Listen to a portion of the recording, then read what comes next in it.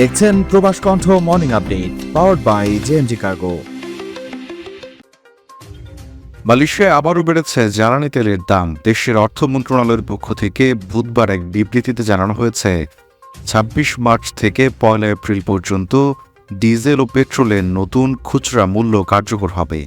নতুন নির্দেশনা অনুযায়ী উপদ্বীপ তথা পেনিনসুলার মালয়েশিয়াতে প্রতি লিটারে ডিজেলের দাম ৮০ সেন্ট বেড়ে দাঁড়িয়েছে ৫.৫২ রিঙ্গিতে।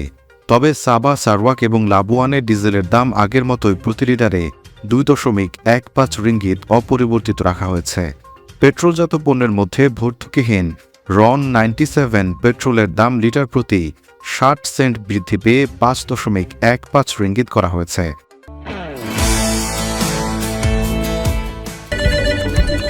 জি, আপনার শিপমেন্ট কল পাঠানো হবে। ৫ থেকে ৭ দিনের মধ্যে ডেলিভারি। গ্রাহকের প্রত্যেকটি পণ্যের নিরাপত্তা নিশ্চিত করা। প্রতি সপ্তাহে শিপমেন্ট। বাংলাদেশের সব জেলায় delivery service. JMG cargo and logistics Malaysia ৯৫ Jalan Tun H S Lee city centre, Kota Raya RHB bank ও মে ব্যাংকের পাশে। বিস্তারিত জানতে ও বুকিং দিতে হোয়াটসঅ্যাপ করুন। একই সাথে ভর্তুকিবিহীন রন ৯৫ পেট্রোলের দামও ৬০ সেন্ট বাড়িয়ে ৩.৮৭ রিঙ্গিত নির্ধারণ করেছে মন্ত্রণালয়। তবে সাধারণ গ্রাহকদের জন্য স্বস্তির খবর হল, বুদি ৯৫ উদ্যোগের আওতায় ভর্তুকিযুক্ত রন ৯৫ পেট্রোলের দাম প্রতি লিটার ১.৯৯ রিঙ্গিতেই স্থির রাখা হয়েছে। অর্থ মন্ত্রণালয় জানিয়েছে, বিশ্ব বাজারে তেলের মূল্যের চলমান পরিবর্তনের সঙ্গে সামঞ্জস্য রেখে এই সমন্বয় করা হয়েছে।